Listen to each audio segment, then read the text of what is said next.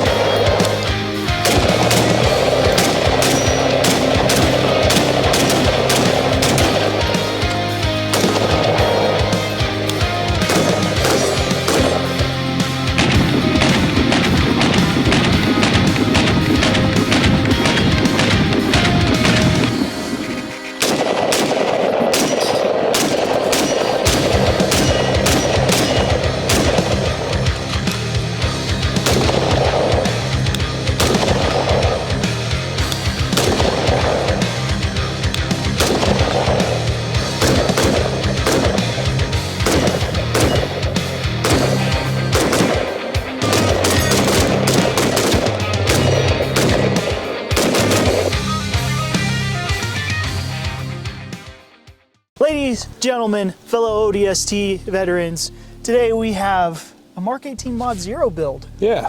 All right, so ladies and gentlemen, to introduce our friend here, this is Evan. Evan, tell us a little bit about yourself. Hey, yeah, just a kind of gun enthusiast. Joined the military about 12 years ago now. Flew airplanes for the military, and just got into firearms kind of as a hobby, being around friends and stuff that used them professionally. I sort of got into the aura of the GWAT weapon. So the Mark 18 Mod 0 was kind of one of those weapons that I always looked at and said, man, that's really cool. And I had buddies who were using them on ships and things like that. Yeah. And so while I was never very tactical myself, I got to see them being used, and it just kind of resonated with me. So me, I just discovered the CQBR, or what is now known as the Mark 18 Mod 0, relatively maybe like a week ago. Yeah. Sam has a fetish for this gun though. I do. My introduction to the Mark 18 was the Daniel Defense Mod 1, I guess they call it, with the RIS 2 rail and all that good stuff. And then this guy comes along, and it's basically an M4 with a chopped barrel. Yeah.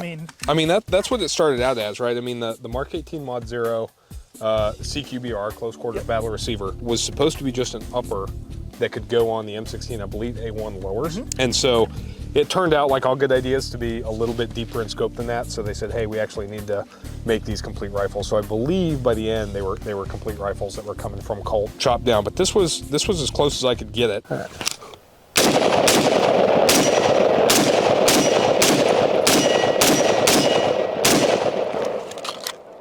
So for all you cloners out there, this is not 100% clone build. If anything, you call it like clone inspired. Correct. Yeah, clone inspired. And I also made some I guess concessions to shootability and modern times. I mean, the CQBR is a late 90s, early 2000s era weapon, and we've just gotten a lot more technology since then. Right. That makes our lives easier. And so I made some concessions to shootability there, but it is Mark 18 Mod 0 inspired, so. Cool.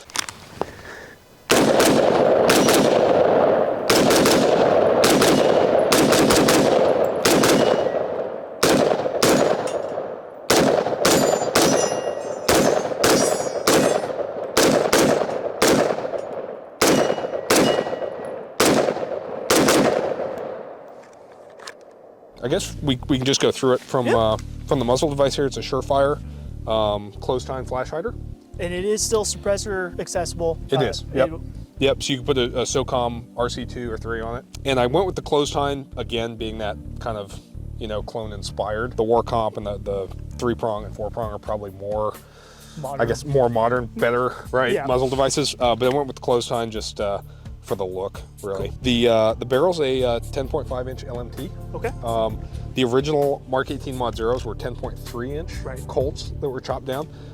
This is 10.5, gives you just a little bit more dwell time for a little bit more reliability. I see yours still has a bayonet lug, and I should have brought my M9 bayonet because now I'm now I'm like, oh, I wonder if it would work. I don't think it will. I think that's vestigial, right? Like it'll fit on an M14, or sorry, an M4 with a 14-inch barrel, but on this it's just there because it was originally a chop down. Right. Right. I think the muzzle is just a little bit too short. It won't actually hit the barrel band for the M9 bayonet. So, but it's there. Yeah, I think you're right.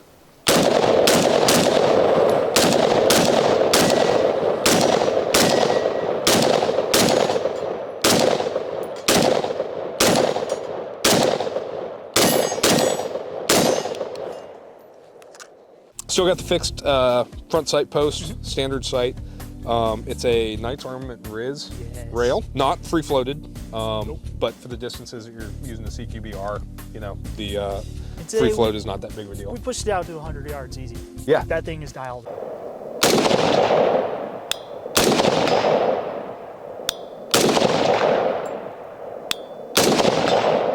It's got the rail covers here with the Knights Armament vertical foregrip, which again, straight out of the 2000s, right? When they were grabbing the foregrip like this. Now we use more of a angled grip like this, but it still works as a good stop to kind of anchor your hand back against. And then got the stream light up here. Again, this is a modern weapon light. Another concession, right? Because I didn't want to go find a incandescent light from 20 years ago. Pro-tac, that's what I got on M16 that you guys have seen, and the Aero Precision Mark 18-ish 10.5 that I got working on. Yep, yeah, exactly. The Pro-tac light with the pressure pad up here works great. Yep. Got the CQD sling attach, which I'm actually going to take the sling off. But I've got a Viking Tactics sling on it, which has got a QD attach on the back, and then the CQD up front, so the sling comes off fairly easy.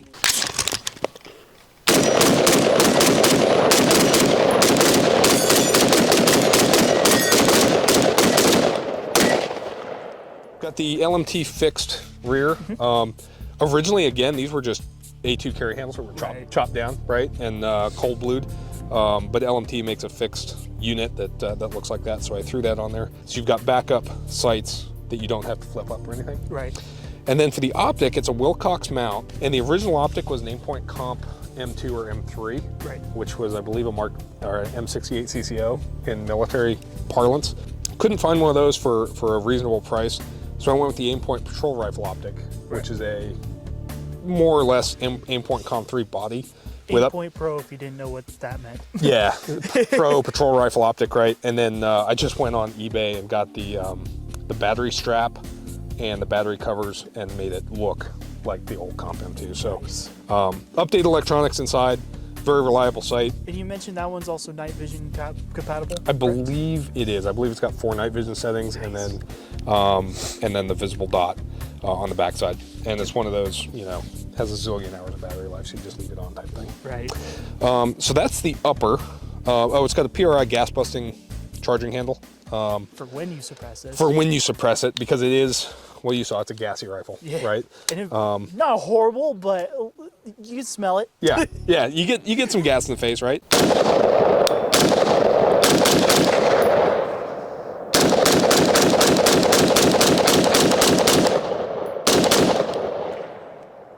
Look at that dirt fly.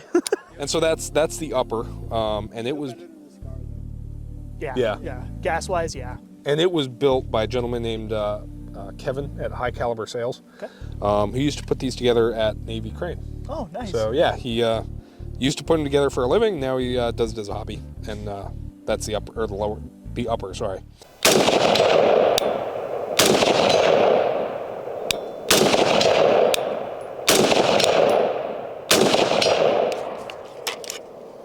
The lower is a SBR'd Colt Defense lower. Started life as a Colt 6921, so the 14.5 inch AR. Okay. Which I still have, but and it's SBR'd through the NFA and all that, right? So we're totally in the green legalities here. We're under the supervision of the owner. Yep. Totally legal there. You can see, kind of a fun fact, the Colt Defense lowers when I bought this had the receiver kind of bumps ground off. So that's an element that is not truly clone correct, right? The military ones have the receiver bumps here, and then they would also have a full auto position, but we don't have that.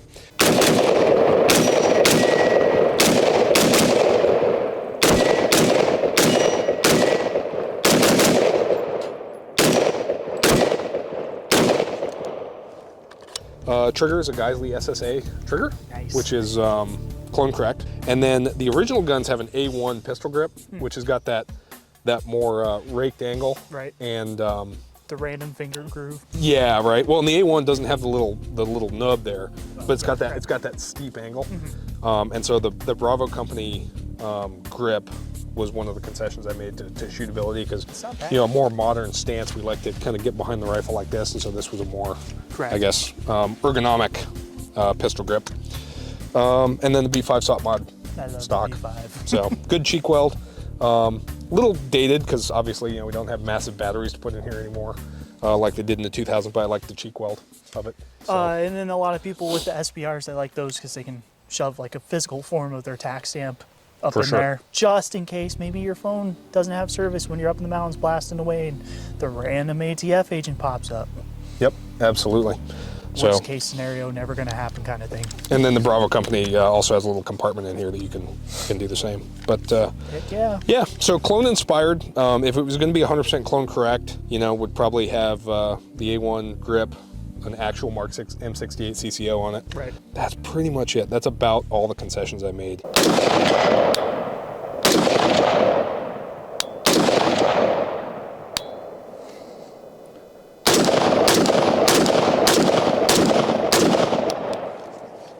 Yeah. With it, it's been a great rifle. Very reliable. Flawlessly today. That was fun to shoot. Yeah. So fun to shoot, and I'm looking forward to putting a suppressor on it whenever my tax stamp comes in. What suppressor are you going to be running on it? SOCOM RC2, which is another concession to kind of modern, technology. I believe they shot Knight's Armament NT4s on these originally, but very expensive and kind of dated. Unobtainium. Correct. Yeah. So, but the SOCOM's a good can, and I think it'll work fine.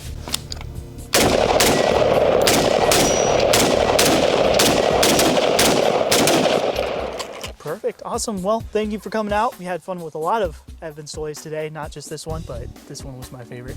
I have a thing for Mark 18s. Yeah, we'll have to do it again. Oh yeah, absolutely.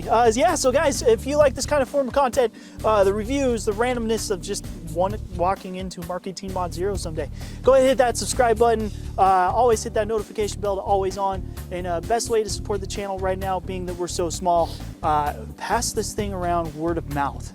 Things people don't do anymore. It's always, hey, do you have a link tree? Hey, do you have a QR code? We do. But we also have mouths, so use them. We'll see you guys next time.